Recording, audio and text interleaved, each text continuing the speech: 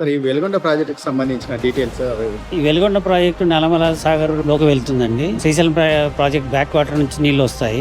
ఈ 2 టన్నల్స్ ఉన్నాయండి. ఇవి ఒకటి మనం ప్రస్తుతం నిలవనేది టన్నల్ 2. దీని పక్కన ఒక 100 మీటర్ల ప్యారలల్ గా టన్నల్ 1 రన్ అవుతుందండి. ఇది 9.2 మీటర్స్ దయా ఉందండి. ఇందులో 8500 క్యూసెక్స్ వాటర్ వెళ్తుంది. ఆ టన్నల్ 1 నుంచి 3000 క్యూసెక్స్ నీళ్లు వెళ్తాయి. పొల్లంబోగ అంటే Srisailam back water, Srisailam reservoir దగ్గర మనం వాటర్ డ్రా చేస్తాము. అది 840 సీ లెవెల్, హెడ్ రెగ్యులేటర్ యొక్క సీ లెవెల్ 840 మీటర్స్, 840 అడుగులు.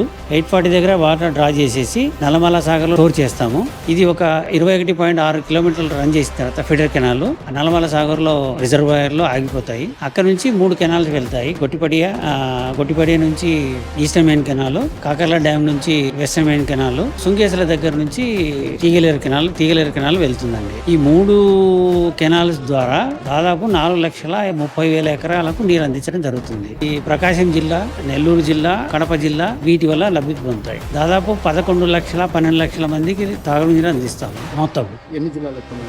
3 జిల్లాలు, ప్రకాశము, నెల్లూరు, కడప. కడపలో కలసపాడు, పూర్వమేల మండలాలు బాగా అభివృద్ధి చెందాయి.